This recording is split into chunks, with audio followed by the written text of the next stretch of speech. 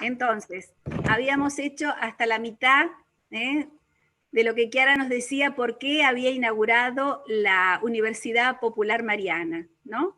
Y decía que queremos conocer a aquel que hemos elegido como el compañero para toda la vida, como el todo de nuestra vida, ¿no?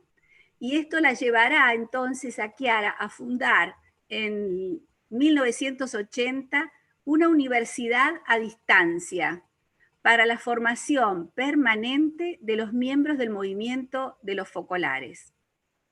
Una universidad popular a la que se puede asistir independientemente de los estudios que se hagan, que se han hecho, que se están haciendo en este momento, pero que es igualmente profunda y rigurosa. Este año, así como habrán recibido muchos de ustedes que se inscribieron en este curso, el título de este curso, que es Él vive, la presencia de Jesús, del resucitado, en la comunidad. Habíamos pensado esta primera lección, después una segunda lección el 22 de agosto, en el cual trataremos el tema el encuentro con el resucitado. El 19 de septiembre, la tercera lección, con el título Jesús en medio como presencia del resucitado. El 17 de octubre, la cuarta lección, Mateo 18:20 en la exégesis contemporánea, más una clase más que haremos junto con esta, que se llama Cultura de la Resurrección, Cultura de la Unidad. Como se dan cuenta, nosotros hemos tomado sobre todo la base bíblica para ir a conocer en la Biblia, en el Antiguo y en el Nuevo Testamento, aquello que es lo básico teológicamente que tenemos que conocer o que queremos conocer realmente. Yo además quería decir que antes de iniciar con la primera lección de este curso, algunos detalles para mantener, digamos, la armonía, digamos, en estos momentos, recordar de silenciar los micrófonos, que ya lo hemos hecho. Después de la primera parte, que es de exposición, habrá un momento para preguntas. Algunas llegaron antes y otras las podemos hacer por chat, por chat, no vamos a abrir los micrófonos. La mayoría de ustedes ha recibido un texto guía de esta lección. Más adelante enviaremos la segunda y un texto integrador a la primera, a esta que desarrollaremos hoy. Quiero agradecer las preguntas, como ya dije antes, que algunos nos hicieron llegar, y los invito a que después las hagan por chat. También agradecemos a aquellos que expresaron el deseo de dar un aporte económico para estas lecciones. Pero como ustedes saben, todo esto está al alcance de ustedes, de todos, y no tiene ningún costo. Pero si alguno desea aportar, puede escribir al mail donde recibió el material, y ese importe será dado como contribución a alguna persona o alguna situación que nosotros conocemos que es difícil. Entonces, solo me queda desearnos recíprocamente un buen estudio y que sea provechoso sobre todo para nuestra vida. Si les parece, pedimos la asistencia del Espíritu Santo diciendo un gloria. Gloria al Padre, al Hijo, al Espíritu Santo, como era en un principio, ahora y siempre, por los siglos de los siglos. Amén. Entonces, ahora yo con muchísimo gusto y con muchísima alegría le paso el micrófono a Elina. Y entonces, de la Patagonia pasamos a la zona de Cuyo, a Mendoza. Bueno, buenas tardes, no sé, díganme si me escuchan bien. Vamos a empezar. Con Coris habíamos estado viendo que esta primera lección, un poco por lo que también se había dicho el otro día en la conexión que tuvieron con Feli, y por lo que decía Coris, que quizá hay algunas personas que por primera vez se integran a este tipo de estudio. Quizá esta primera lección sea la menos conocida, porque por el Antiguo Testamento por ahí no tenemos el mismo conocimiento que tenemos del Antiguo Testamento. Entonces, en la primera parte, yo después voy a tratar de ser muy fiel al texto que nos ha llegado, porque en realidad la lección es una presentación del texto que en sí mismo no tiene dificultades, me parece, mayores dificultades. Sí, quizá el modo de aproximarnos al Antiguo Testamento que a veces nos da un poquito de miedo.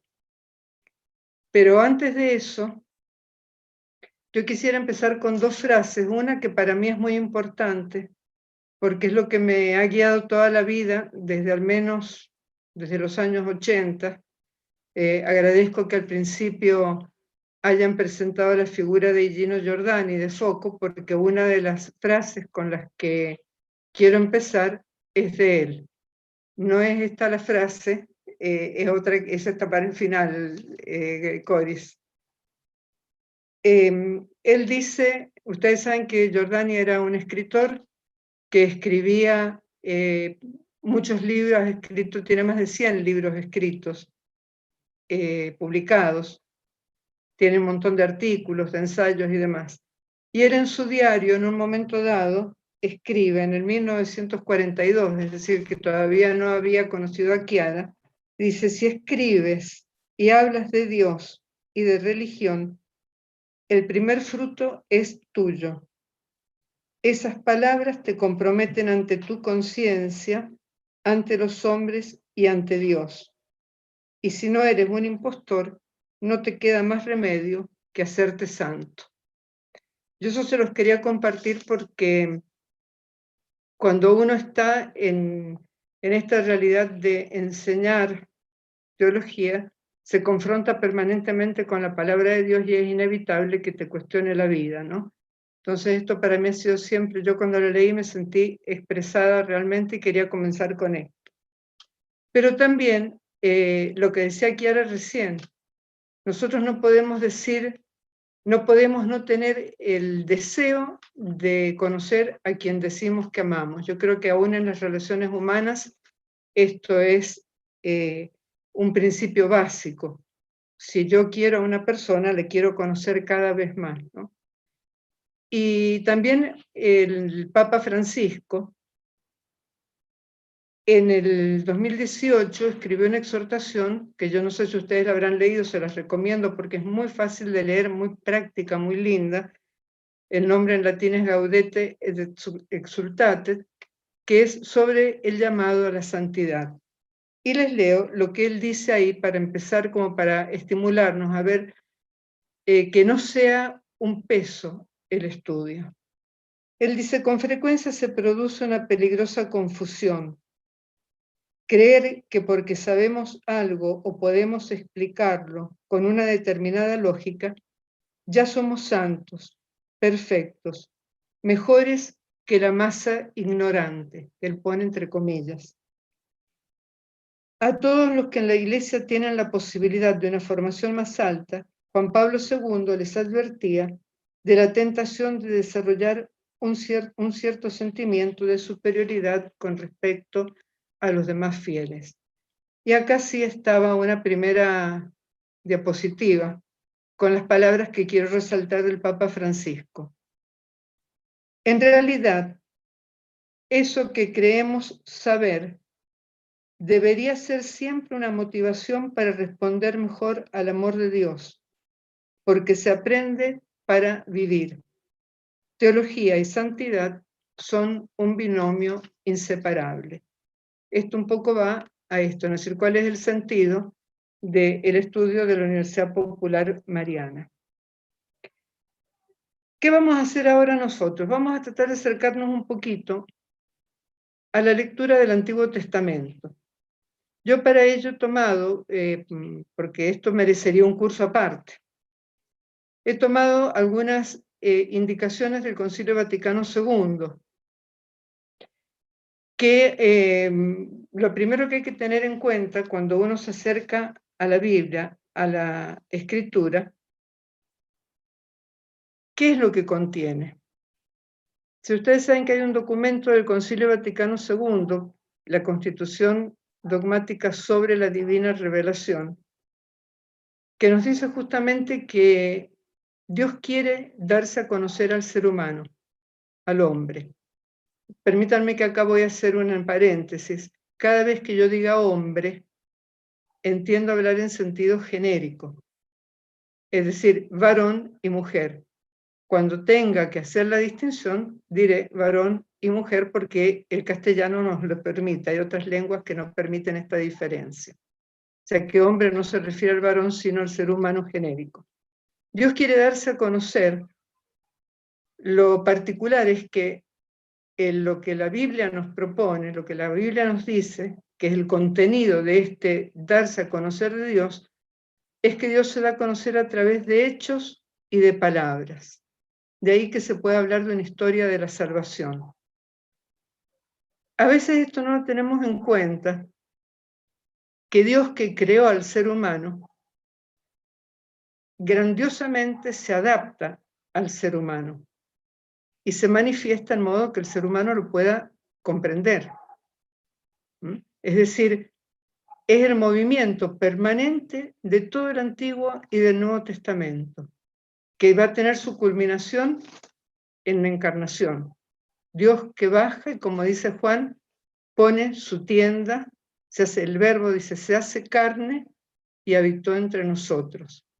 Es decir, el movimiento, la iniciativa de revelarse, de darse a conocer, siempre viene de Dios, siempre. No es el hombre, es decir, quien lo busca. Lo busca porque Dios suscita el deseo de que lo busque. Esto es una cosa que lo tenemos que tener muy en claro. La revelación, lo que contiene la Biblia justamente, es esta revelación de Dios. Y ustedes saben que está dividida en dos partes, el Antiguo y el Nuevo Testamento. Un punto clave es tener en cuenta que lo que se escribe en toda la Escritura, en toda la Biblia, se hace bajo la inspiración del Espíritu Santo. Es Dios quien elige las personas que escribirá, que a veces quedan en el anonimato, otras veces se las puede ubicar en el tiempo perfectamente, conocerse algo de su personalidad, pero nosotros tenemos que tener en cuenta que tenemos que hacer un esfuerzo, y la Biblia, el concilio lo dice claramente, para ponernos en la situación de conocer el ambiente donde se escribe. Y les vuelvo a repetir, el Antiguo Testamento es lo más difícil. Hay una segunda diapositiva, si la quieren poner acerca de esto. La Dei Verbum dice la revelación en el número 11, la revelación que la Sagrada Escritura contiene y ofrece ha sido puesta por escrito bajo la inspiración del Espíritu Santo. Y lo otro, Dios habla, son todos del documento conciliar, Dios habla en la Escritura por medio de hombres y de lenguaje humano. Esto que puede parecer una cosa muy simple, no es tan simple, porque dice que el intérprete de la Escritura, es decir, nosotros, no solamente el que estudia la Biblia, el que estudia la Escritura, el exégeta, el biblista, sino cualquiera que lee la Biblia, dice, para conocer lo que Dios quiso comunicarnos, debe estudiar con atención lo que los autores querían decir y Dios quería dar a conocer a través de esas palabras. Es decir, ustedes fíjense, el Antiguo Testamento, calculen que tuvo un lapso de formación de 1000 años. 1000 años antes de Cristo. En una cultura totalmente distinta a la nuestra. Entonces es necesario que conozcamos la cultura de las distintas épocas en las que se fue desarrollando el Antiguo Testamento y el lenguaje que se utilizaba, una lengua totalmente extraña a la nuestra también. Por eso, quien se dedica al estudio de la Biblia tiene que estudiar, antes que nada, mínimo, hebreo y griego, para poder, y no solamente en lo que se refiere al texto bíblico, sino que dice el concilio, también dice deben tratar de conocer las expresiones, los modos de pensar, de expresarse, de narrar, que se usaban en el tiempo del escritor, y también las expresiones que entonces se solían emplear en la conversación ordinaria, ¿no? Fíjense, ahí dice, el intérprete indagará lo que quería decir, lo que el autor intenta decir, según su tiempo, su cultura, por medio de los géneros literarios. Hay una enorme variedad de géneros literarios en la Biblia, desde géneros llamados históricos de una manera general, poéticos, textos proféticos, después entre eso otra serie enorme de modos de expresarse, que nosotros tenemos que tener en cuenta. Primero, les pongo ejemplos de la vida real. Yo no veo todos los que están conectados, pero vi algunas personas que somos todos de una cierta edad. Y para poder entender a los jóvenes, tenemos que entrar en el lenguaje que hoy usan los jóvenes. Si no, nos quedamos pagando, digamos, no entendemos lo que hablan.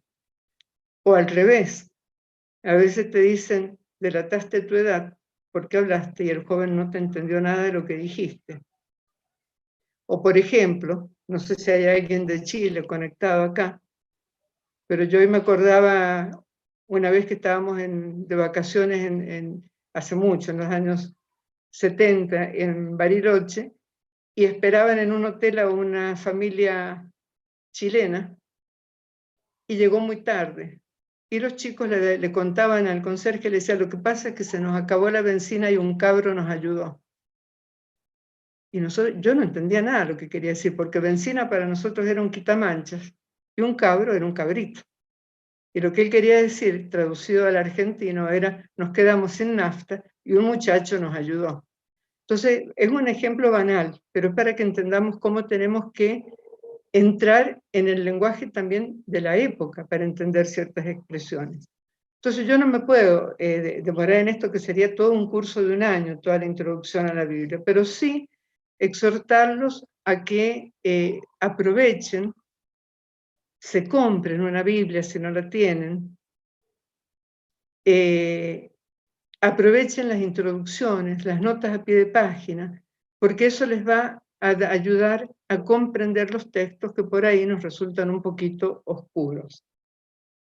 Después otra cosa que importante es el punto D. Dice, inspirados por el Espíritu Santo, los libros sagrados enseñan sólidamente, fielmente y sin error la verdad que Dios hizo consignar en esos libros para nuestra salvación. Esto va sobre todo para las personas mayores, digamos. ¿En qué sentido? Porque muchos hemos sido, digamos, nos han enseñado o estudiábamos a veces en el secundario, que veíamos que no se condecían los primeros capítulos de la Biblia con lo que después aprendíamos en otras materias, ¿no? Y se quería ya hacer un concordismo, no concordancia, concordismo, que es otra cosa, y tratar de justificar científicamente un texto religioso, o al revés. Dice fielmente y sólidamente, fielmente, sin error, la verdad que Dios hizo consignar para nuestra salvación. Es un libro que se trata de cuestiones de fe, no cuestiones de ciencia ni de historia. Hay partes que son históricas realmente, otras son en cierto sentido históricas, lo que importa es el contenido de lo que se quiere revelar.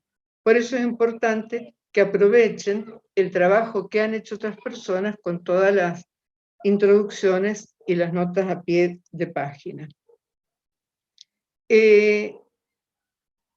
Cerrando con esto,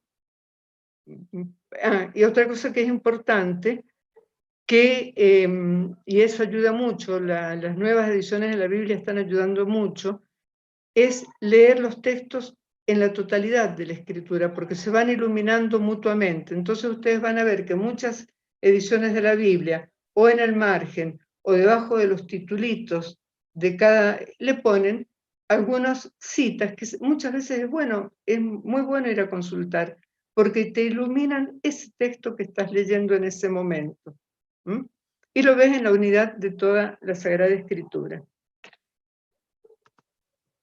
Hay una verdad que yo creo que podemos nosotros compartirla, y es que los católicos los fieles católicos, no nos distinguimos por el amor a la Biblia, por amor a la palabra de Dios. Es decir, no, que nos aburre, no la entendemos, y muchas veces ni lo intentamos. Entonces yo le quisiera que de lo que vayan estudiando este año, empieza a suscitarse en ustedes el deseo de conocer más, pero como decía el Papa Francisco, se estudia para vivir y dejarnos iluminar, y se van a encontrar con una serie de sorpresas. Yo les quiero leer unas palabras de San Jerónimo antes de empezar ya con el texto de la lección de hoy, porque son muy fuertes. San Jerónimo, ustedes saben, es uno de los primeros padres de la Iglesia que tradujo la Biblia al latín. Dedicó su vida a la palabra de Dios. Y en un documento que escribió Benedicto XVI como síntesis del Sínodo de los Obispos sobre la Sagrada Escritura, lo cita. Yo les leo entero el texto. Había una firmina también con el texto, con parte del texto. Dice: nosotros, dice San Jerónimo, leemos las Sagradas Escrituras. Yo pienso que el Evangelio es el cuerpo de Cristo. Yo pienso que las Sagradas Escrituras son su enseñanza. Y cuando Él dice, quien no come mi carne y bebe mi sangre, aunque estas palabras puedan entenderse como referidas al misterio eucarístico, sin embargo, el cuerpo de Cristo y su sangre es realmente la palabra de la Escritura, es la enseñanza de Dios. Cuando acudimos al misterio eucarístico, si cae una partícula, nos sentimos perdidos. Y cuando estamos escuchando la palabra de Dios y se nos vierte en el oído la palabra de Dios y la carne y la sangre de Cristo, mientras nosotros estamos pensando en otra cosa, ¿cuántos graves peligros corremos? Yo me preguntaba cuántas veces salimos de la celebración eucarística y no nos acordamos qué se leyó durante las lecturas bíblicas. Dice él, ¿cómo? Dice, se cayó, así como tenemos cuidado de las partículas del cuerpo de Cristo, es palabra de Dios, cuerpo y sangre de Cristo, es la palabra que después se hace carne. Entonces también suscitar este cuidado, esta reverencia en el buen sentido de la palabra, no como nosotros a veces nos parece que nos tenemos que humillar, sino que este amor por la Escritura, porque contiene lo que Dios nos quiere revelar para nuestra felicidad, para nuestra salvación, para nuestra realización plena como seres humanos.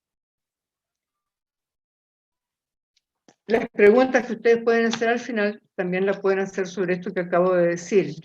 Se imaginan que, les vuelvo a repetir, que solamente hemos puesto esos textos para que ustedes puedan ir a leer incluso el texto del Concilio Vaticano II, pero sobre todo esto, aprovechen las introducciones de las ediciones de la Biblia y también las los comentarios, las notas a pie de página.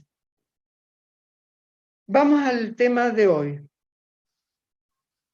La presencia de Dios entre los hombres en el Antiguo Testamento. Yo les voy a pedir disculpas de entrada, porque yo voy a tratar de sujetarme al texto. Pero le decía a la Cori, yo he sido siempre muy anárquica en mis clases, entonces por ahí lo tengo en la mano y voy por otro lado. Así que después anoten lo que se les ocurra, que yo no he dicho, o que si ustedes han leído el texto, pregúntenmelo con toda tranquilidad. Hay una característica, ustedes habrán visto que en los años posteriores al concilio, que todavía anda dando vueltas por ahí, se hizo una edición del Nuevo Testamento que se llamaba el Libro de la Nueva Alianza, que era me acuerdo de tener una portada blanca y roja. Porque el tema central de toda la escritura, Antiguo y Nuevo Testamento, es la alianza. Es una palabrita que nosotros habremos escuchado centenares de veces, pero que a veces no terminamos de comprender qué significa. Se habla, es más, en la misa todos los días, esta es la sangre de la nueva alianza. ¿Qué significa eso? En definitiva esto, es un pacto, la alianza es un pacto entre Dios y el pueblo de Israel. Ya lo vamos viendo porque Giovanna Porrino va haciendo poniendo una sucesión de alianzas que Dios hizo con el género humano. Es un pacto que al principio es siempre es por iniciativa de Dios. Y eso es una de las cosas que tenemos como que internalizar, que Él es el que nos busca. Ustedes se acuerdan, en la Vigilia Pascual hay una lectura de Isaías 55. Busquen al Señor mientras se deja encontrar. Él siempre se deja encontrar. Y nos anima a que los busquemos, no porque Él necesite de nosotros. Esta es una de las cosas que, es decir, porque es nuestro bien, nuestra mayor alegría es encontrar al Señor. Benedicto XVI, en la primera homilía del 24 de abril del 2005, por si alguno quiere entrar y verla porque no tiene desperdicios, dice que cada uno de nosotros, dice, no somos frutos de una casualidad, somos fruto de un pensamiento de Dios. Cada uno de nosotros somos queridos, cada uno de nosotros somos buscados. Y si no hay alegría mayor que encontrarnos con Él, encontrarnos con Cristo y comunicar esta alegría a los demás. Es decir, yo no la comunico para conquistar a otro y hacer número, sino porque quiero que otro participe de la felicidad que yo tengo o que me ha sido regalada en el encuentro con Jesús, en el encuentro con Dios. Y esto, el Israel del Antiguo Testamento, para ellos era fundamental. Era fundamental. Yo seré tu Dios y tú serás mi pueblo. Yo estaré siempre contigo y tú estarás conmigo. Esto trae sus dificultades, que enseguida yo voy a empezar a hacer un poquito de abogado del diablo y a ponerles algunas dudas al respecto, ¿no? Pero es así. Es el Dios con nosotros, es el tema central del Antiguo Testamento. Es el Dios que quiere vivir con el ser humano que Él creó. Vamos a ir al texto Es más, lo que caracteriza al pueblo de Israel es justamente este Dios que está siempre presente entre ellos. Acá Giovanna les pone una cita del Éxodo. Yo me había olvidado, miren, discúlpenme, enseguida les digo algo. Como desafío que le hace Moisés a Dios. Dice el Señor, yo en persona iré caminando para llevarte al descanso. Y Moisés dice, si no vienes en persona, no nos hagas salir de acá. ¿Por qué? Porque vamos a quedar mal delante de los otros pueblos. porque los otros pueblos saben que vos sos el Dios que caminás con nosotros. Antes de ir adelante, sí, lo hablamos esta mañana con una de las voluntarias de Mendoza, es necesario hacer, aunque les aburra, yo lo lamento, una breve línea histórica, porque en el apunte Giovanna justamente va tocando temas, entonces va para adelante, vuelve para atrás. ¿Cuándo comienza la historia de Israel como tal? En realidad se considera que comienza con la llamada de Dios a Abraham. Se los digo así en dos palabras, después nos vamos a detener en la alianza de Dios con Abraham.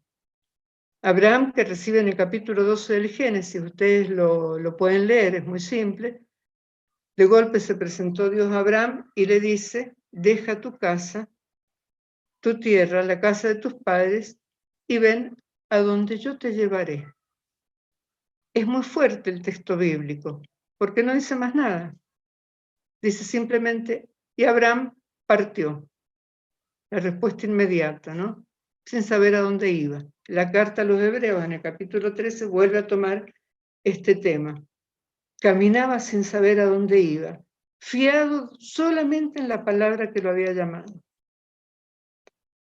Abraham tiene su descendencia, que están sintetizadas en Isaac, Jacob, después los hijos de Jacob, las 12 tribus de Jacob, y toma posesión de la tierra de Canaán. Busquen atrás las Biblias, también tienen los mapas, yo les aconsejo que en un planiferio ubiquen el Israel de hoy, la Palestina de hoy, y van a ver que es un puntito en el mapa. Cuando nosotros estamos hablando de Israel, nos parece el pueblo, ¿no? Es decir, como si fuera la nación más grande del mundo. Ya en el Deuteronomio, en el capítulo 4, en el 6 le dice, yo no te llamé porque fueras el más grande, sino porque eras el más pequeño. De alguna manera se repite también cuando Dios elige a David, y en el libro de los Reyes dice, eligió al más pequeño, porque Dios no mira la apariencia, sino el corazón. No te elige porque seas el más grande. Eso es un consuelo muy grande para todos, ¿no? Es decir, la elección del menor. José, hijo de Jacob, tampoco es el mayor.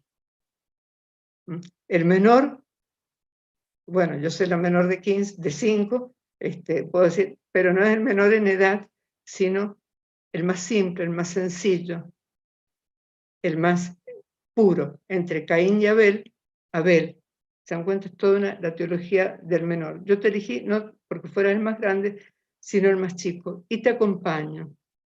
¿Cuál es la grandeza de Israel? La presencia de Dios en medio del pueblo.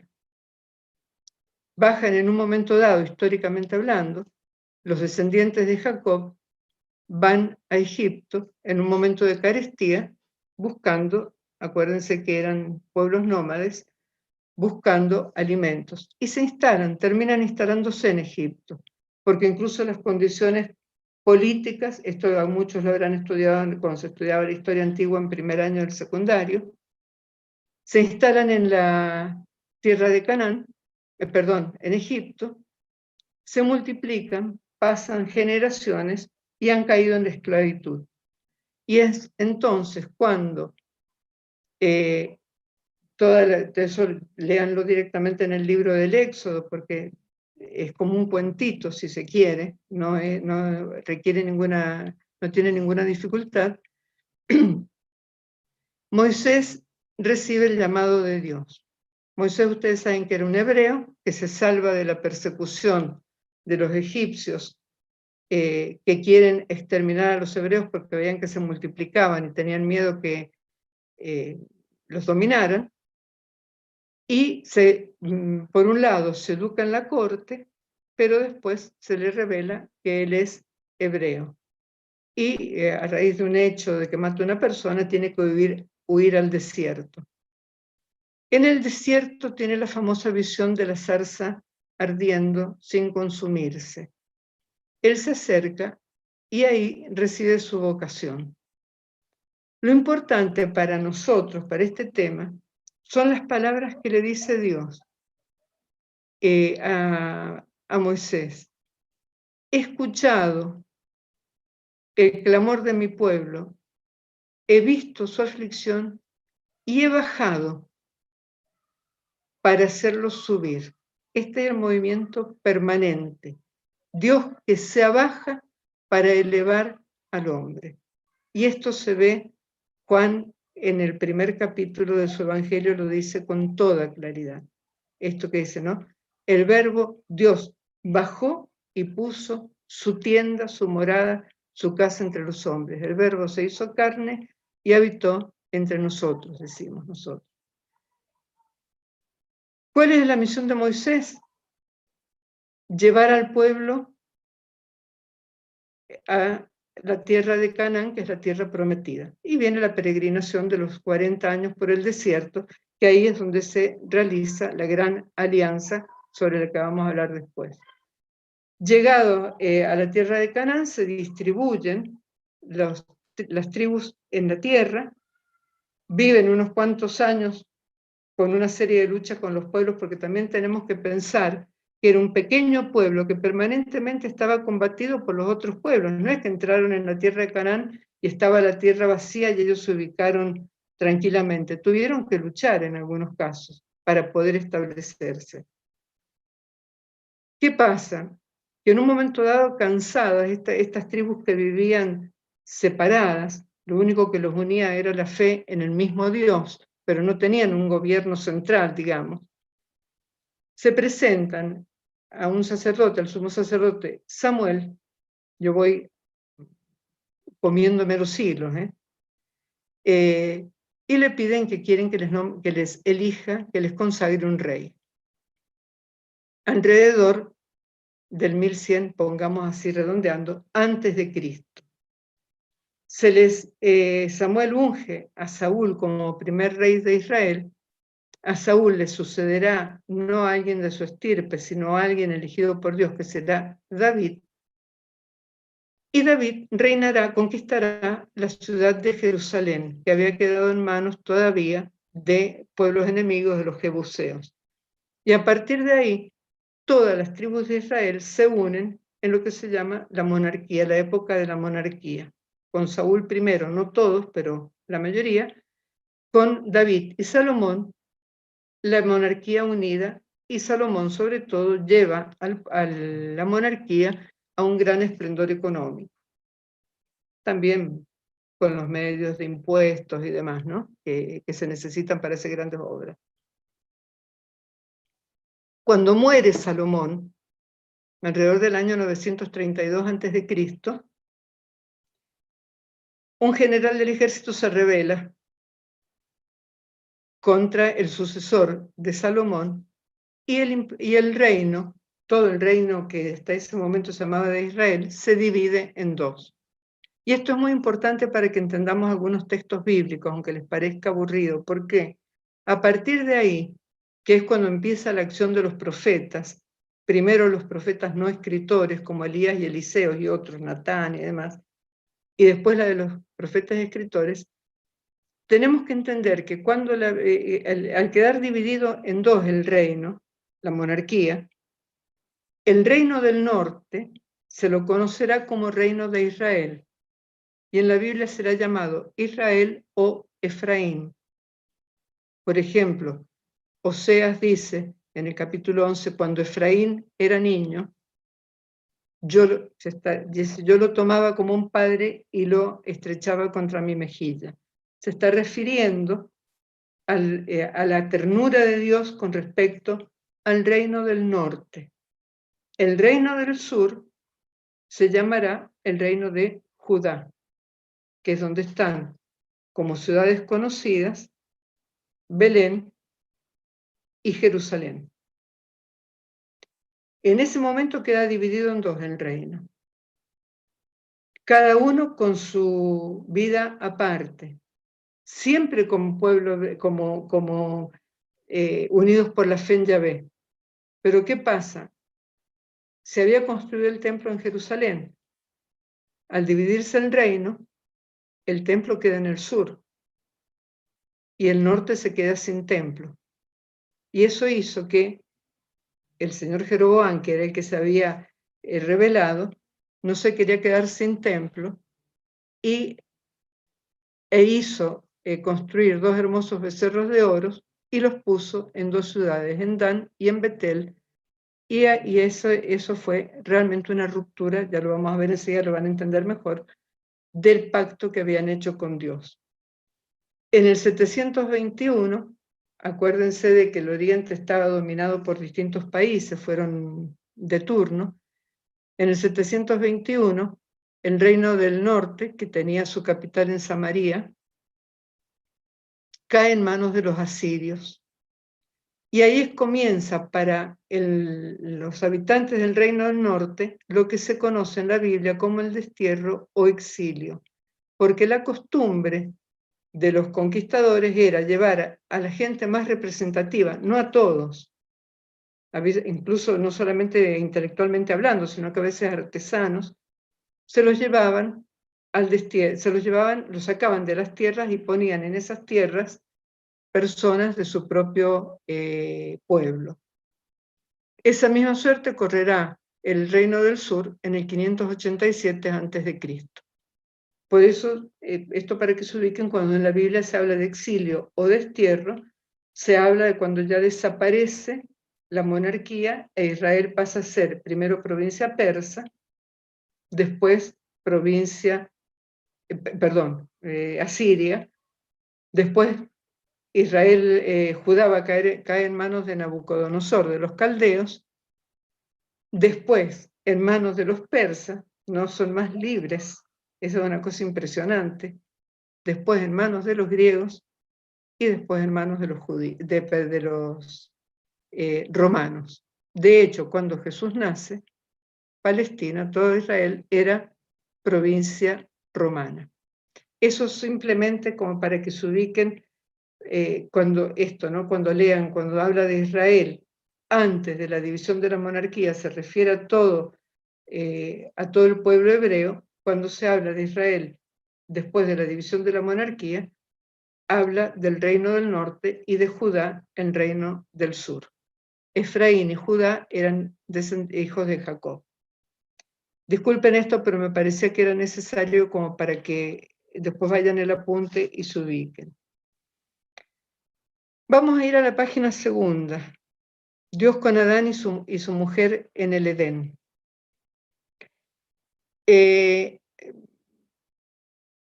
Acá habría que hacer un curso de varios días sobre los 3 primeros capítulos del Génesis, que son de una belleza extraordinaria, pero bueno, no se puede, vamos a lo mínimo.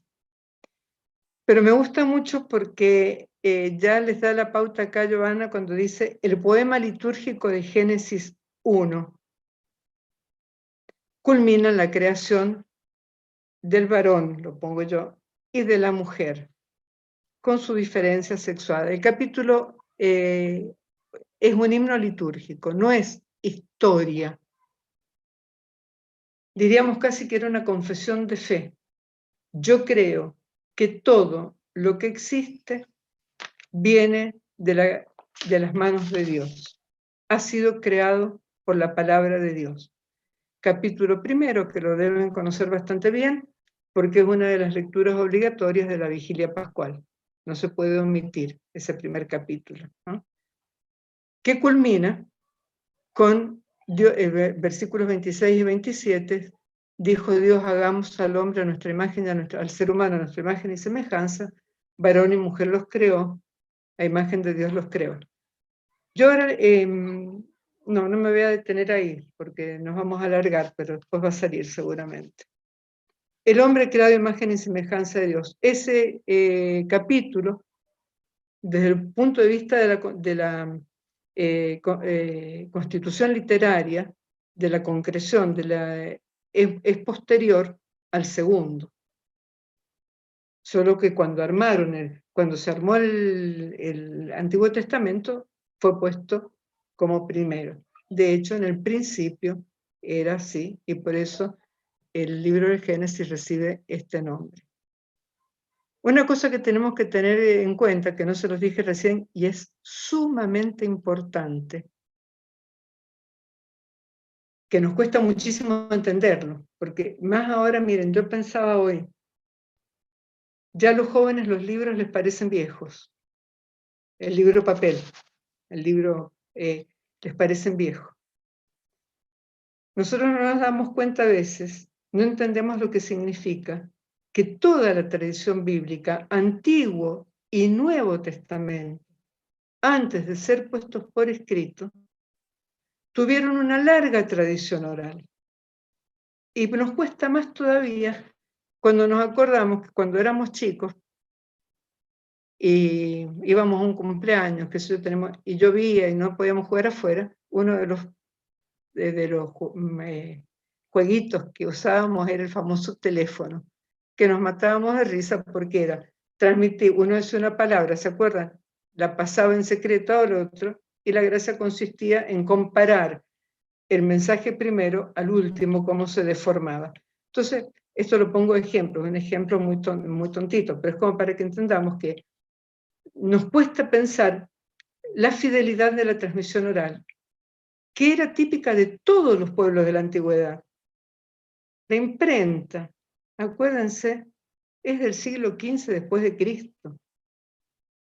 Entonces, por ahí estas cosas no nos acordamos de la importancia, tenían incluso técnicas especiales para memorizar, para transmitir fielmente las tradiciones. De hecho, desde el principio, capítulo 14 del 12 al 14 del Éxodo, y después se repite permanentemente, cuando tus hijos te pregunten por qué celebramos esto, le dirás y le contarás, lo pasarás de generación en generación. De hecho, todavía en los rituales del Pesaj, de la Pascua judía, se utilizan estas formas, ¿no? Fuimos peregrinos en el desierto, pasó esto, pasó lo otro. En el segundo capítulo del Génesis, el primero es un himno litúrgico, algo así como cuando nosotros recitamos el credo, lo aprendemos de memoria y lo recitamos. Ojalá que no lo recitemos así, que hagamos hincapié, tomemos conciencia de lo que decimos. El segundo capítulo es más antiguo, se calcula alrededor del 1000 a.C., la redacción, y es totalmente distinto, es una narración en un género sapiencial, y que está lleno de lo que se llaman antropomorfismos. Yo personalmente, esto es una opinión personal mía, no hay modo para el ser humano de hablar de Dios si no es a través de antropomorfismos. Es decir, atribuyéndole a Dios sentimientos o acciones propias de los seres humanos, porque no podemos conocer de otra manera. Pero en la antigüedad se usaban muchísimo los antropomorfismos. Si ustedes toman el capítulo segundo del Génesis, segundo y tercero, que habría que leerlos como un bloque, yo a veces le decía a mis alumnos, miren, nos está mostrando el Dios alfarero. Eso es un antropomorfismo. Dios formó al hombre, al ser humano, del polvo de la tierra. Tenemos al Dios jardinero, plantó un jardín en Edén. Tenemos al Dios anestesista, hizo dormir a Adán. Al Dios cirujano, le abrió el costado y después le sacó la costilla y lo cerró. Tenemos al Dios que bajaba a pasear a la hora de la brisa, en el tercer capítulo. Tenemos al Dios modisto, sastre, al final del capítulo tercero, que les cose unas túnicas de piel, ¿no? Es decir, son antropomorfismos. Sabemos que no podemos tomarlo al pie de la letra. Es un modo de expresar este cuidado de Dios, esta ternura de Dios para con el ser humano, que incluso cuando se ve desvalido en su desnudez, que al principio tiene un sentido de transparencia, y con el pecado pasa a tener un sentido que no significa necesariamente la desnudez física, está representada a través de la desnudez física. Dios lo recubre nuevamente de su amor y de su ternura, ¿no? Ya ahí hay una primera, no hay una alianza específica, pero sí hay un cuidado de Dios, del ser humano y de la creación. ¿Qué pasa? El ser humano, en el capítulo 3, nos dice que por un acto libre, que ese es otro tema que es importantísimo, rompe esta relación que a través de estas imágenes quiere significar el autor sagrado de intimidad del ser humano con Dios. ¿Mm? Pero Dios, como dice la misma escritura, y lo dice la cuarta plegaria eucarística de nuestra liturgia actual, no deja al hombre solo, sino que prepara todo un recorrido para llegar a restaurar esta relación que se había perdido. En este recorrido hay una primera alianza que es, no nos detenemos en esto porque tampoco se detiene Giovanna, que es la primera alianza con Noé. Ustedes lo pueden ver del capítulo 6 al 9 del Génesis, el famoso diluvio. Dice, el mal se había extendido por el mundo y Dios toma una medida para hacer reaccionar al ser humano, bueno, el tema del diluvio, y al final dice, hace un pacto Dios con Noé, siempre iniciativa de Dios, diciendo, no volveré a destruir a la humanidad. Dice, me comprometo, es lo que se llama una alianza unilateral, porque es Dios que se compromete, solamente, y deja un signo, el signo del arco iris, que es como el sello de que Dios dice, yo voy a cumplir con mi alianza. La segunda alianza que del Antiguo Testamento, ¿qué es la alianza? Este pacto de relación recíproca. La segunda es con Abraham. Ahí también ustedes la van a ver, hay dos momentos fuertes, capítulo 15 y 17 del Génesis, creo que los pone en como referencia en el apunte, que también es una alianza unilateral. Sobre todo en el capítulo 15 hay un rito de alianza, y acá también tenemos que hacer una salvedad. Las alianzas eran muy comunes en los pueblos antiguos, en las civilizaciones antiguas. Aún hasta la Edad Media, los famosos pactos de vasallaje, ustedes se acuerdan, donde el más potente custodiaba al más débil. Hacían pactos. Los pactos de vasallaje a veces eran terribles, eran leoninos, digamos, con respecto al otro. En cambio, en la alianza de Dios, primero con Abraham, se compromete solo Dios. Yo estaré contigo y te daré una enorme descendencia. Capítulos 15 y 17, léanlos del Génesis. Solamente me detengo en el 15, ¿por qué digo unilateral? Porque las alianzas tenían ritos establecidos. Había, entre otros, por ejemplo, un prólogo histórico. Yo soy el que te hizo estos bienes, es decir, recordaba los bienes que había hecho, después establecía la alianza, y había una serie de cláusulas de la alianza de ambas partes. Después se concluía con algún rito, se sellaba ese pacto. En el Génesis 15 nos dice que se hace un rito, que se buscan animales, se parten en dos. Dice, teóricamente debían pasar los dos contrayentes de la alianza, casi diciendo, si no cumplo, que me pase. No, hoy nosotros diríamos que me parte un rayo, que nos pase lo que les pasaba a esto. Y el texto bíblico dice que solo pasó un fuego, es decir, representando el que se comprometió fue Dios. a darle a Abraham esta gran descendencia.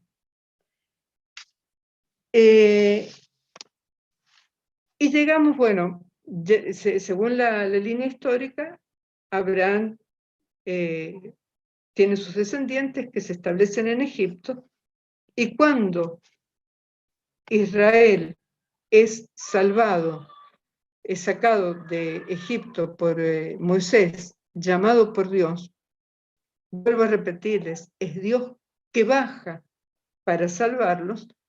Ahí se establece, lo tienen ahí en los libros de Éxodo, Números, Levítico y Deuteronomio, el tema central es siempre la alianza, desde distintos puntos de vista. Pero ya en el Éxodo 19 nos cuenta de esta alianza que se hace, esta es bilateral. ¿Por qué es bilateral? Porque entrega Yahvé, el Dios que se presenta como el Dios de Isaac, de Abraham, Isaac y Jacob, el Dios de tus padres. Hay una alianza bilateral. Yo seré tu Dios y tú serás mi pueblo. Y le da la ley, el decálogo. Yo pensaba hoy, nosotros tenemos un concepto de ley a veces, y no digo de la ley de nuestro país, sino que en general como un peso, como una carga. Yo los invito a que lean el Salmo, mediten, es el largo Salmo, no sale en italiano, 119, que nosotros vemos por ahí, en la ley del Señor es perfecta, reconforta el alma, el testimonio, léanlo porque es una maravilla. La ley no era un peso para el Israel fiel, porque era la garantía de la comunión con Dios. En el capítulo 30 del Deuteronomio, nos dice que cuando Moisés, en nombre de Dios, entrega al pueblo la ley, le dice algo que nos puede sonar raro, pero que es extraordinario, porque te está dando el sentido. Le dice, mira, yo te doy esto, el decálogo, la ley. Te pongo ante ti el camino de la vida o de la muerte. Uno dice que es feo, ¿no? Pero dice, haz esto y vivirás. Escoge la vida. Entra el gran tema otra vez de la libertad del hombre. Pero Dios, ¿qué quiere? Escoge la vida. Para eso te la doy. Por eso el israelita fiel sabía que el cumplimiento de la ley, no me gusta la palabra cumplimiento, la vivencia, el vivir la ley, era el camino de la vida. No era el camino de la opresión, es el camino de la vida. Yo creo que en la experiencia paterna y materna se puede entender bastante bien esto. Cuando un papá o una mamá es normal, lamentablemente tenemos que decirlo así porque a veces se dan situaciones de anormalidad, las indicaciones que le da a los hijos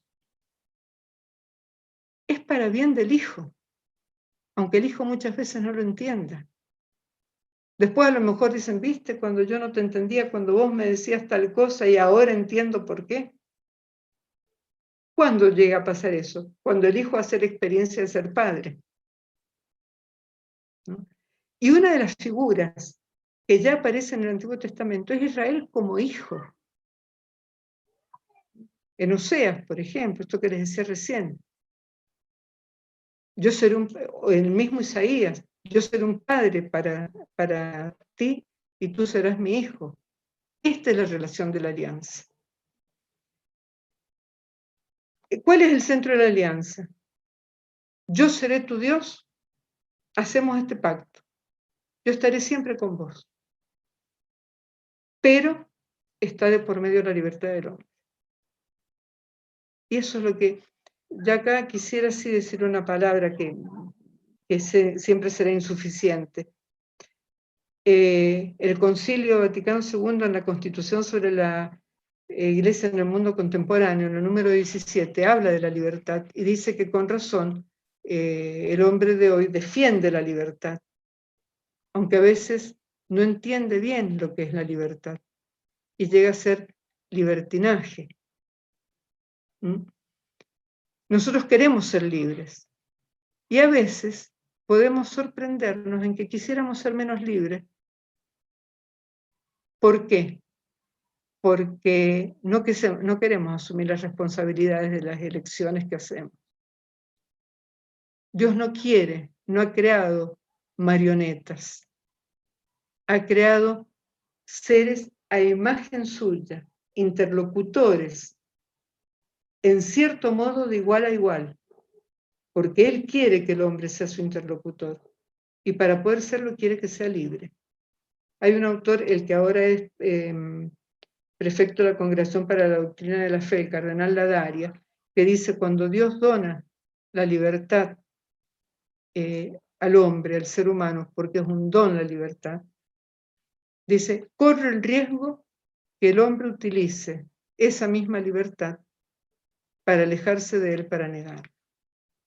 Por eso a veces es más fácil no ser libres. Es decir, no sé si me explico. Queremos la libertad, pero a veces sería más fácil no serlo tanto porque no cargamos con la responsabilidad de serlo. Mientras estaban en el desierto, y acá viene, Dios se hace presente, adecuándose al hombre de manera sensible. Y es la famosa columna de nube o de fuego, que acompaña a Israel a lo largo de todo el desierto, de todo el camino por el desierto. Es una manera sensible de que el pueblo pueda percibir la presencia de Yahvé. Es decir, no lo deja nunca. Dios está siempre presente. Fíjense que a veces en la catequesis nos enseñan que Dios es omnipotente y está bien, lo es. Pero en el Antiguo Testamento y en toda la Biblia, Antiguo y Nuevo Testamento, solo que ahora estamos hablando del Antiguo, Dios es el omnipresente. Léanse el Salmo 139. ¿A dónde podré ir yo que no me encuentres o que yo no te encuentre? No lo dice como una opresión. Lo dice antes, cuando se tejía, cuando yo era tejido en el seno de mi madre, ya estabas ahí. Ya estaban. Léanlo porque es precioso, la omnipresencia de Dios. Esa es la única certeza que nosotros tenemos. El hombre puede dejar a Dios, y en el Antiguo Testamento esto lo refleja, el pueblo, la infidelidad permanente. Dios no deja nunca al hombre. Lo busca siempre, de una manera u otra. Hasta el último suspiro, hasta la última posibilidad de un acto libre del hombre en el momento de la muerte, Dios lo sigue buscando. Dios es el que está siempre presente en mi vida. Todo. Hay una frase de Chiara que ella le refiere a Jesús abandonado, que a mí me impactó y creo que se puede decir de Dios. Dice, en la unidad de Jesús abandonado, dice, cuando todo te falta en la vida o cuando todos te dejen, lo encontrarás siempre a Él, el fielmente fiel. Este fielmente fiel lo dice todo. Ese es el Dios del Antiguo Testamento. Solamente una cosita que no está en los apuntes, pero que sería interesante. En el libro de... se hace esta alianza en el desierto y se habla de la infidelidad de Yahvé, perdón, de Israel. Es permanente. Yo les digo personalmente, yo descubrí Dios amor en el Antiguo Testamento. Cuando empecé a estudiar el Antiguo Testamento y vi la paciencia de Dios con Israel, el buscarlo siempre, el perdonarlo siempre, el corregirlo. Capítulo 8 del Deuteronomio, cuando estabas en el desierto y te pasó esto, lo otro, que parecían desgracias, era yo. que te corregía como un padre corrige a su hijo. Ahora está bien, no se puede decir eso porque el amor corrige. Eso, si no te importa nada del otro, Ezequiel lo dice 2 veces. Si un hombre peca, vos ves que va por mal camino y no le decís nada, dice, morirá él por su pecado y vos porque no le dijiste nada, no lo corregiste. Si un hombre peca y vos lo corregís y él sigue obstinado en el mal, morirá él por su pecado y vos no, vos vivirás. Pero si se corrige, vivirán los dos. Porque Dios no quiere la muerte del pecador, sino que se convierta y viva. ¿Mm? Es decir, esta paciencia de Dios, este llamado de Dios permanente, porque la infidelidad de Israel era permanente. ¿Por qué?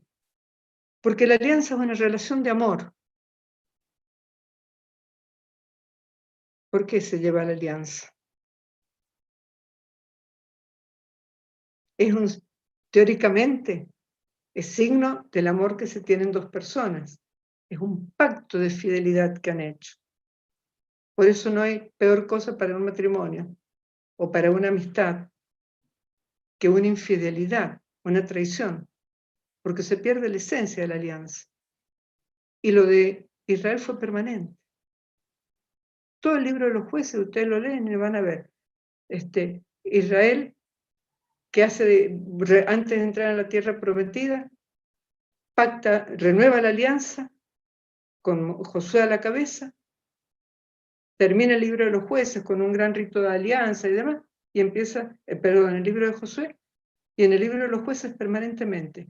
Se murió Josué, Israel se olvidó de la promesa y se volvió a los ídolos. La prostitución en el Antiguo Testamento es la infidelidad a Dios. La relación de Dios, por ejemplo, una de las figuras más fuertes del Antiguo Testamento para hablar de la relación de alianza entre Dios y el pueblo es la de Ezequiel 17. La historia simbólica de Israel. Es fortísimo ese capítulo, porque habla de todos los cuidados que Dios ha tenido con el pueblo. Dice, pero apenas pudiste, te fuiste detrás de otro. ¿Quién eran los otros dioses? Los dioses de los otros pueblos, porque los otros los podían tocar y ver. Dios se adapta a Israel en el desierto, ¿no? Pero siempre queda esta realidad de la trascendencia. Dios es el totalmente cercano y el totalmente trascendente. Y lo va educando a Israel a lo largo de los siglos. Durante la estadía en el desierto, para ser más sensible, voy a ir terminando, digamos, aunque quede alguna cosa, pero pues sí. Se va el tema de la página 4, que habla del santuario y del templo.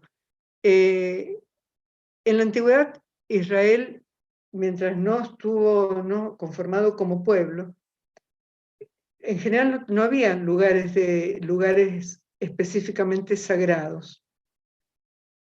Los pueblos que rodeaban a Israel, que eran todos idólatras, digamos así, generalmente buscaban las alturas, los lugares altos, las colinas para ofrecer el culto. Israel, al principio también el culto era de esa manera.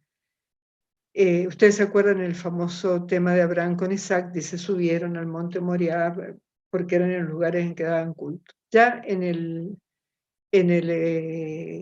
la travesía del desierto se construye, por pedido de Yahvé, como para un signo de la presencia de él, lo que se llama el santuario, que era una tienda, donde se puso el arca de la alianza, lo que se llama el arca de la alianza, que era una caja de madera, eso ustedes lo pueden leer, vayan al texto bíblico, no le tengan miedo.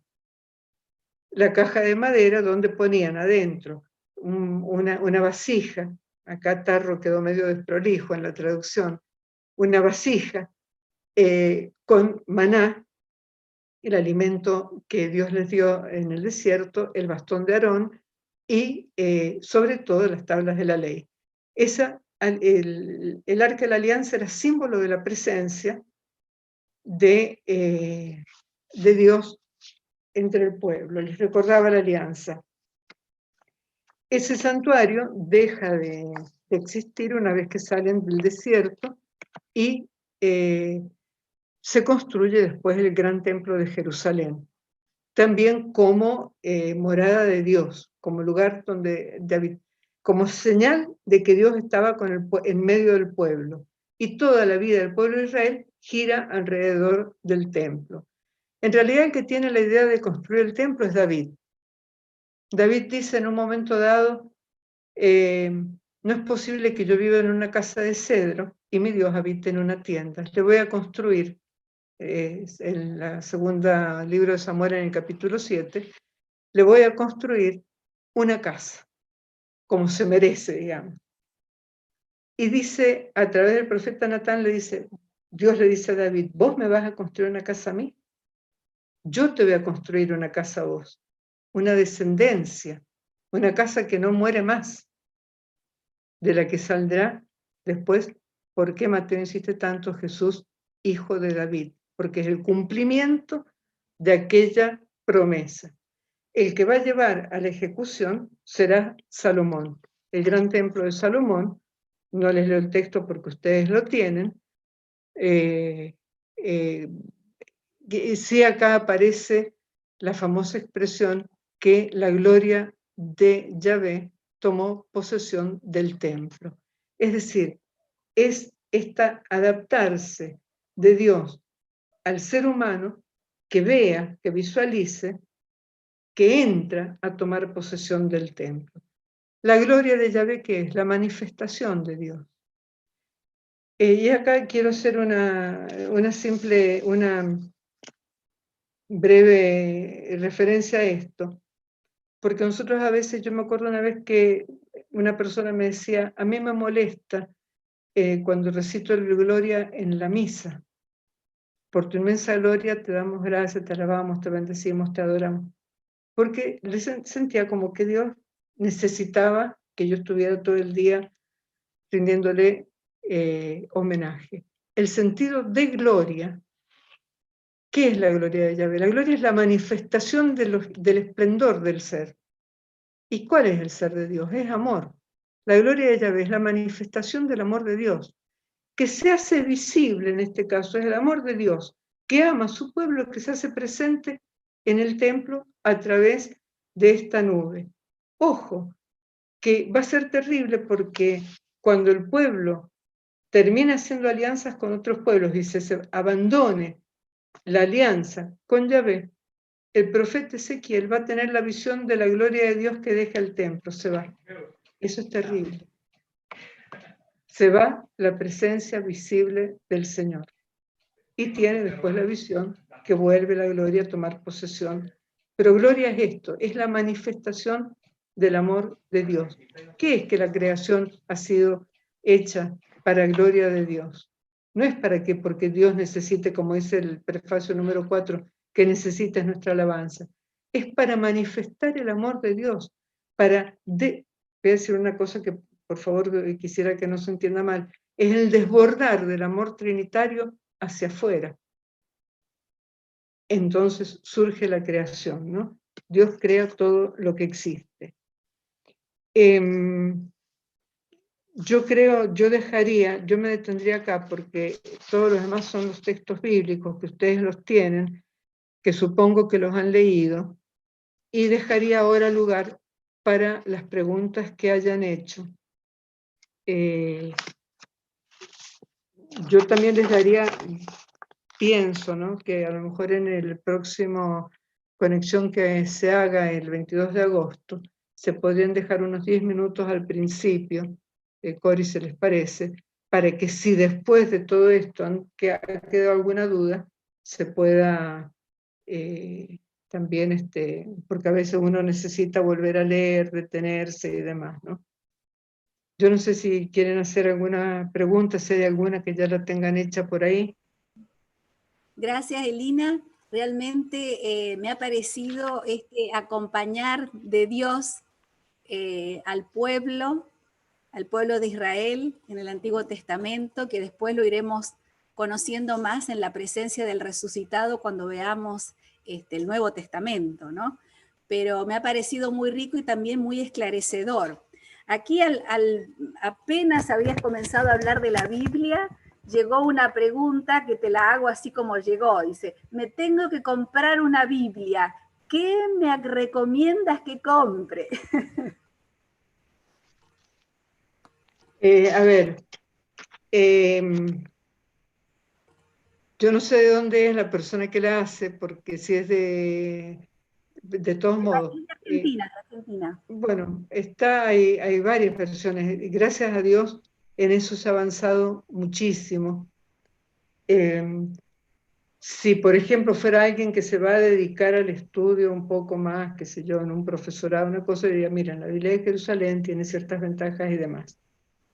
Yo suelo recomendar, recomendar en el sentido porque nosotros a veces hasta en el lenguaje que utilizamos, necesitamos, por ejemplo, no usamos el vosotros. Ustedes han visto que en la liturgia, ya hace rato, gracias a Dios, del 2010 más o menos, 2012, se pudo cambiar todo al ustedes en todo el cono sur de América, de América, ¿no? Entonces, porque no es un detalle menor, a veces es como que hasta que se nos hace difícil. Entonces está el libro del pueblo de Dios, que es la traducción hecha por Argentina, que es la que figura, justamente que a mí me llamó mucho la atención, yo nunca había entrado en el sitio Vaticano. En el sitio Vaticano también ustedes tienen, para el que le guste más, a mí me gusta más el papel, la traducción española que tiene el sitio Vaticano es el libro del pueblo de Dios, que es la traducción hecha en Argentina. Es muy buena, tiene muy buenas notas y demás, así que esa es válida. Está la otra, la Biblia de América, no me refiero a la Biblia latinoamericana porque son dos cosas distintas. La Biblia de América, que vuelve a estar otra vez acá en Argentina, que creo que está editada en Colombia. La Biblia de nuestra... No te interrumpa, ¿se trata de la que publicó hace poco el CELAM, el 2019? No, es ya anterior. Por eso tienen, porque van una cosa, perdonen que les quiero hacer una salvedad porque no está acá. Ustedes van a ver que por ahí pone comentario de la Biblia de la traducción de la Chey. Es Conferencia Episcopal Italiana. Eso se los digo porque no está especificado, me parece, en dos o tres oportunidades. Giovanna dice, el comentario dice en la página 3, por ejemplo, ¿no? La traducción de la Chey a los versículos tanto se refiere a la Conferencia Episcopal Italiana, ¿no? Una sigla que no se refiere en sí mismo a la Biblia, ¿no? Sino a la traducción. Después ustedes vayan a la librería católica de confianza y vean, pero piérdanle el miedo. Por supuesto. Elin, ¿te puedo interrumpir un segundo? Sí, Soy yo el sí, que hizo la pregunta. sí. Yo lo que decía es que quisiera una Biblia en varios tomos. Tengo Biblias en casa y estoy leyéndola profundamente, por primera vez en mi vida leyéndola profundamente, pero quería ver si hay Biblias así en varios tomos, tal vez con letra un poco más grande, que para mi edad ya es importante, y que tenga un alto nivel de exégesis. Es decir, que en cada página explique lo más posible de lo que la Iglesia ha entendido, madurado sobre cada versículo. Yo así Biblias en tomos no conozco que haya, por lo menos en castellano, en español, no creo, no lo he visto. Sí pueden ver comentarios.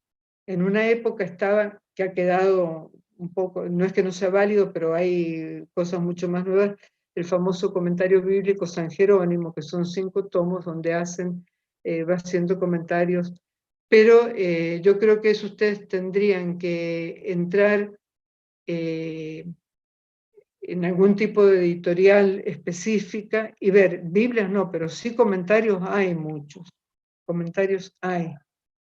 Hay comentarios incluso libro por libro, que hay algunos que son muy buenos. Yo honestamente les digo que me he estado moviendo mucho en italiano y no les podría decir si están traducidos, entonces no se los puedo decir.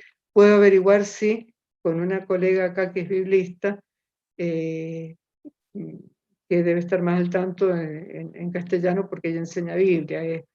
Si bien es exalumna del Instituto Bíblico de Roma, pero tiene más de 40 años de experiencia en esto, ¿no? Así que eso les puedo averiguar, pero Biblia sí en varios tomos no. Sí es una verdad, por ejemplo, que yo no les recomiendo sí que se compren el formato grande, si pueden, si económicamente pueden, porque las otras Biblias sí, algunas hay que utilizar una lupa por ahí para poderlas leer bien, ¿no? Elina, No sé, acá hay una pregunta con respecto al santuario de Dios. Si sí. podemos ampliar un poquito más este concepto, santuario de Dios. Bueno, acá santuario se refiere concretamente en este contexto al que hace la diferencia con templo, es el santuario itinerante, digamos. Donde estaba, que era una tienda, donde estaba contenido esto que les decía recién, el arca, que era símbolo de la presencia, y que lo acompañaba siempre la nube o la columna de fuego. Es decir, para hacer visible esta presencia de Dios. Estaba contenido todo lo que los elementos que hacían a la salida del pueblo de Israel, de Egipto. Por eso estaba el bastón de Aarón, estaba el maná, el arca de la alianza, y era un modo de presencia de Dios. Una cosa que ustedes no sé si habrán notado, que no sé si está el texto, pero si lo van a leer, que al principio cuando dice que en el Éxodo que Dios los acompañaba, en el cruce del Mar Rojo se produce un fenómeno, dice que la nube que los guiaba al principio, esta presencia de Dios que los guiaba, que iba siempre adelante, y fíjense que la nube con el santuario era lo que les daba la orden de partida, ¿no? Porque peregrinaron 40 años por el desierto. Mientras estaba el santuario con la nube estáticos en un lugar, el pueblo permanecía ahí. La voz de partida la daba el hecho de que se moviera, era la presencia de Dios que instaba al pueblo a continuar el camino. Cuando recién salen, dice, la nube se puso atrás, hizo como de pantalla entre Israel y Egipto. Y algunos padres de la iglesia, padres antiguos, decían, es como que para los egipcios era tinieblas, les impedía ver al pueblo, y para el pueblo era luz, ¿no? Esta protección que simboliza justamente la protección de Dios para el pueblo. Sí, yo creo que acá lo importante es darse cuenta, ¿cuál es la finalidad de esta lección?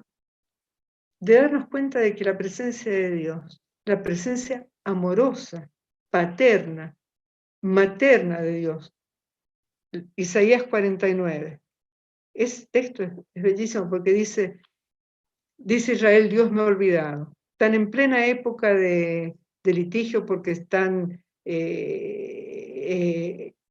al borde del exilio. Dice, Dios me ha olvidado, dice Israel. Y le contesta el profeta, ¿puede una madre, Isaías 49, olvidarse del hijo de sus entrañas? Y dice, aunque ellas pudieran, yo no te olvido. Te tengo tatuada en la palma de mis manos. ¿Cuándo uno se escribe algo en la mano? Cuando no quiere olvidarse, o cuando tiene un machete, o cuando no quiere olvidarse de algo, porque lo ves ahí. Es esa imagen de la ternura de Dios que está en el Antiguo Testamento, no es del Nuevo Testamento. O esa de Ezequiel que es tan fuerte. Dice, cuando vos naciste, nadie se cuidó de vos, te tiraron al borde del camino y te dejaron revolcándote en tu sangre. ¿Mm?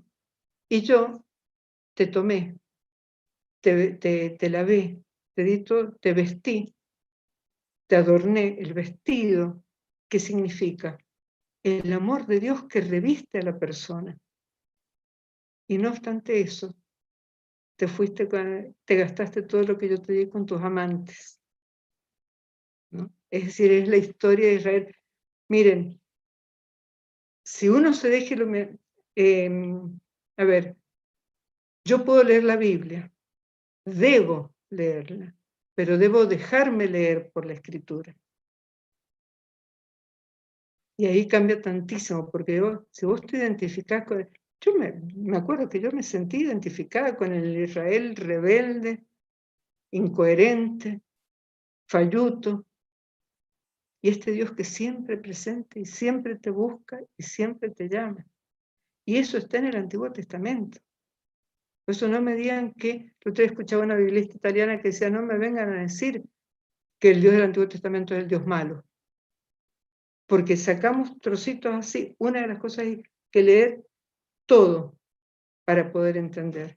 Y leerlo incluso la interpretación que desde el Nuevo Testamento se hace del Antiguo Testamento. Es el mismo Dios. Si no caemos en una herejía, la herejía de Marción, que decía que el Antiguo Testamento lo había escrito el diablo y el Nuevo Testamento lo había escrito los autores inspirados por Dios, ¿no? Es decir, si aislamos estos hechos. Y después también no tenerle miedo, porque también el Nuevo Testamento termina en el Apocalipsis, yo al que amo, castigo y reprendo. Lo que pasa es que no es al modo humano. ¿Cuántas veces los padres dejan pasar una cosa, la otra, la otra, la otra? Y un día que están de mal humor, lo mismo que antes lo dejaron pasar, ese día lo castigan. Porque no están mirando el bien del hijo, sino el humor propio, lo que a mí me molesta. Dios no es así. De hecho, hay una expresión muchas veces en el Antiguo Testamento, yo soy Dios, no un hombre. ¿Mm? Es decir, les digo que van a encontrar... Hay pasajes difíciles, sí que los hay. Para eso tenemos la ayuda de los comentarios y demás. Y sobre todo, no buscar cosas raras.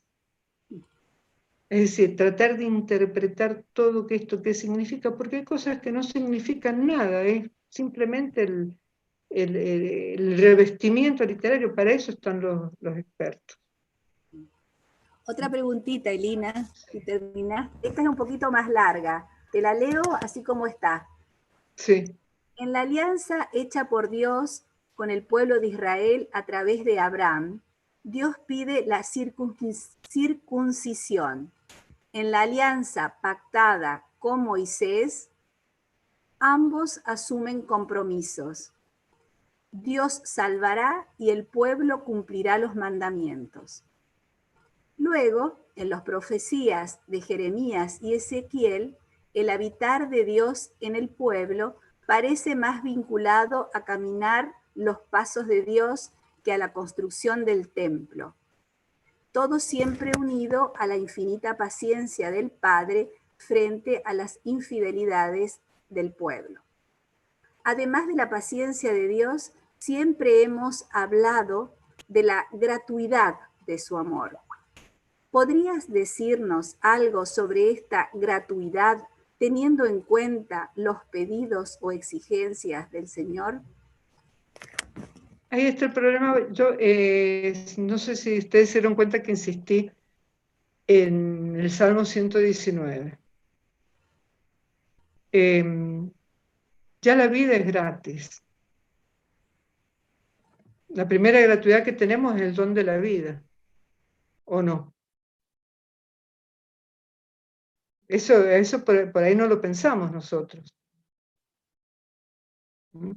Que Israel fuera elegido es gratis. El hecho, a ver, yo no puedo pensar que, vamos a poner el ejemplo del matrimonio, que la fidelidad mutua sea considerada el pago del amor del otro. Yo creo que es inherente al amor la fidelidad que te exige renuncias, que te exige una elección permanente del otro. Entonces, la ley, Salmo 1, bendito el hombre que tiene la ley de Yahvé y la murmura todo el día. Es como, la hace vida, porque es su vida, porque sabe que es el fruto de la ternura de Dios que quiere eso, elige la vida. No es un pago que yo le tengo que pagar a Dios viviendo. ¿Por qué? Dios lo que me está dando es la pauta de la vida para mí. Me está regalando el camino de la vida. No me está pidiendo. Él no necesita que yo haga esto. Soy yo quien necesito.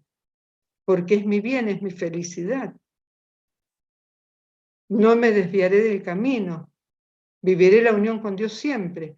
Es decir, nosotros gratuidad la entendemos como que bueno, me da la impresión, ¿no? A veces como que nos tiene que dar todo.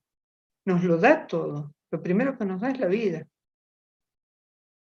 Y después, encima de todo, nos da la pauta para que vivamos la vida que cuenta, que es la vida eterna. Yo no sé si ustedes han pensado alguna vez que desde el momento de la concepción del ser humano, el ser humano entra en la eternidad. No hay vuelta atrás. Desde el momento de la concepción. Entonces Dios te está dando la posibilidad que esa vida que es para siempre, la vivas en la felicidad. Y ese es el sentido de la ley. No porque yo le tenga que rendir un tributo a Dios, que no me acuerdo, me parece que lo puse, el capítulo,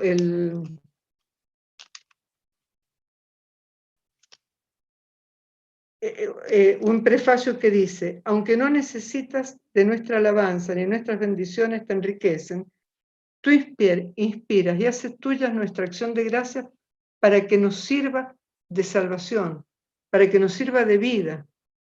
Es decir, lo que Pablo dirá, ¿qué tienes que no hayas recibido? Pongámonos a pensar un poquito esto. ¿Qué tenemos que no hayamos recibido? Primero, el don de la vida. Es decir, no se opone la ley, no es un tributo. Es el camino de la vida. Vuelvo a repetirles, léanse, mediten el Salmo 119.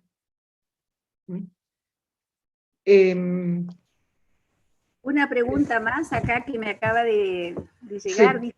¿Qué explicación dan los teólogos o los estudiosos del Antiguo Testamento a la herida desobediencia? ¿Cuál fue o en qué consistió esa desobediencia a la que hace referencia el Génesis? Miren, ahí sí que otro cursito de 3 días.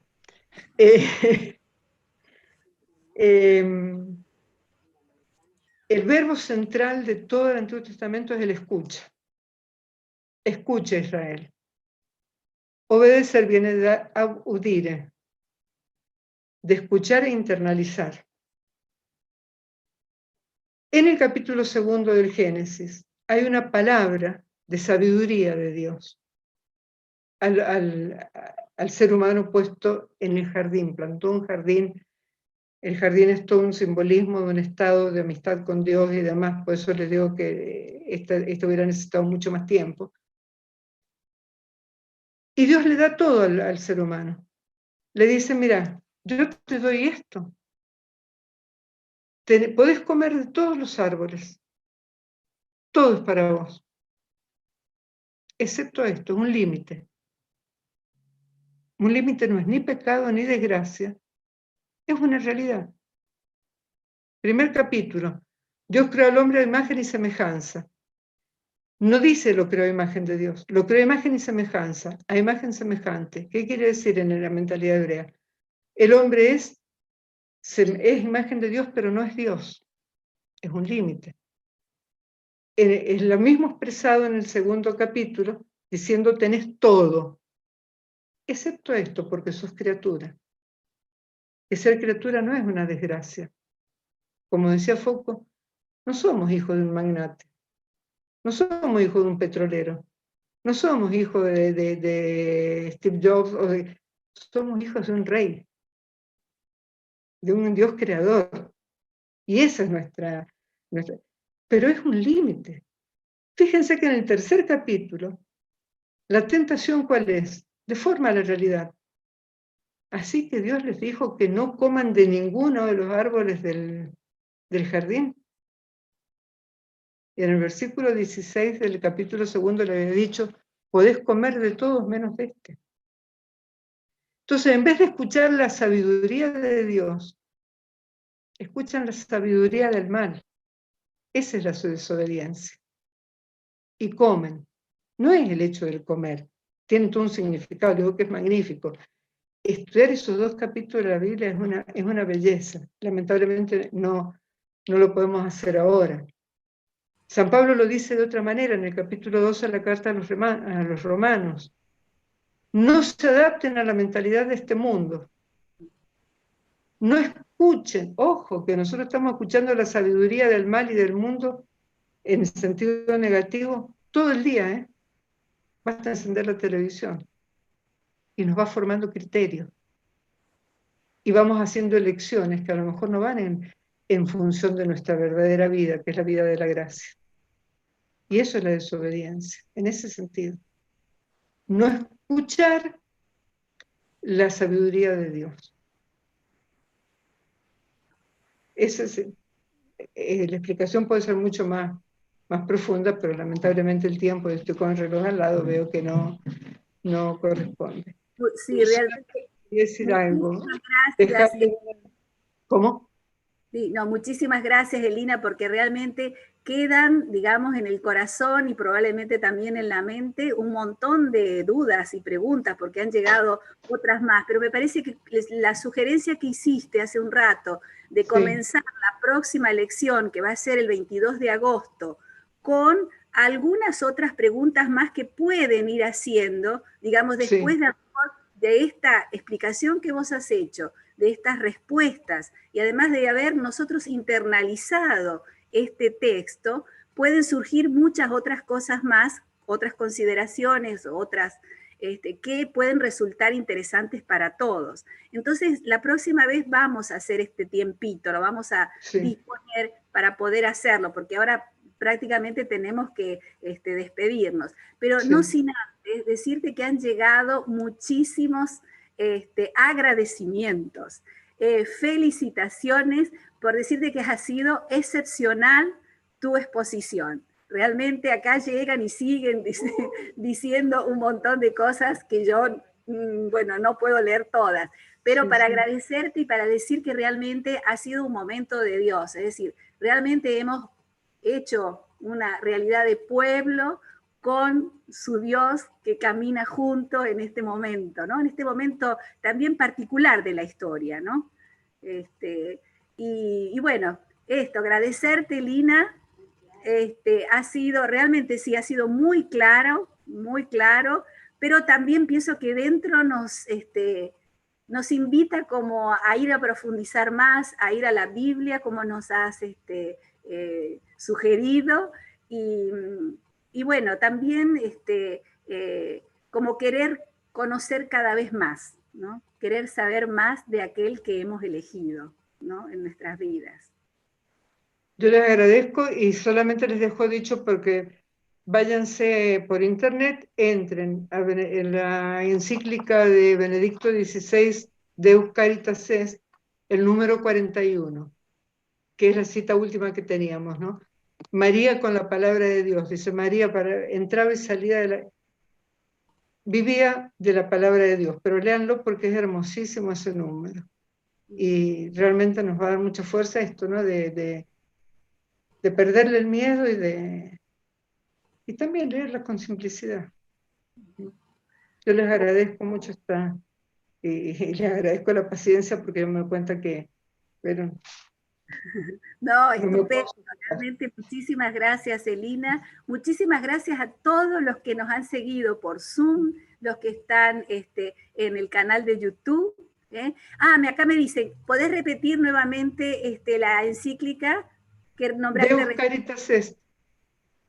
Ajá. La primera encíclica de Benedicto, número 41. Caritas. Léanla toda porque es cortita, simple de leer, preciosa. Así que no le tengan miedo. No tenemos miedo. Bueno, entonces, nos despedimos. Nos vemos entonces el próximo 22 de agosto a la misma hora por estos dos plataformas.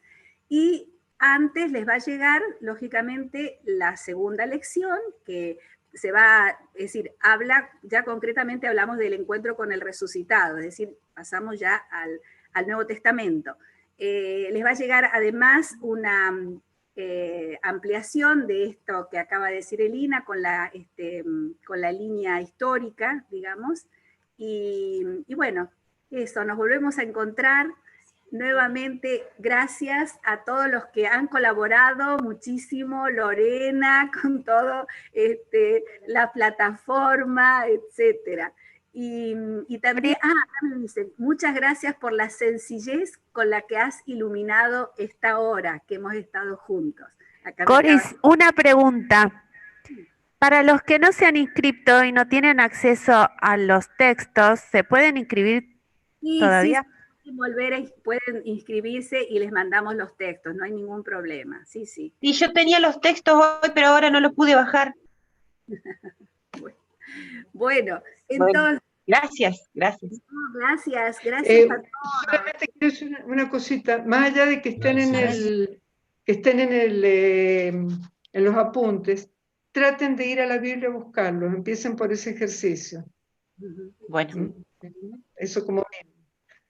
Bueno, muchísimas gracias. Nos vemos entonces el 22 de agosto a las 6 de la tarde por estas dos plataformas. Sí. Ha sido un gusto estar juntos. Gracias. Gracias también a quienes se conectaron desde Chile, desde Paraguay. Un saludo grandísimo. Bueno, muchísimas gracias.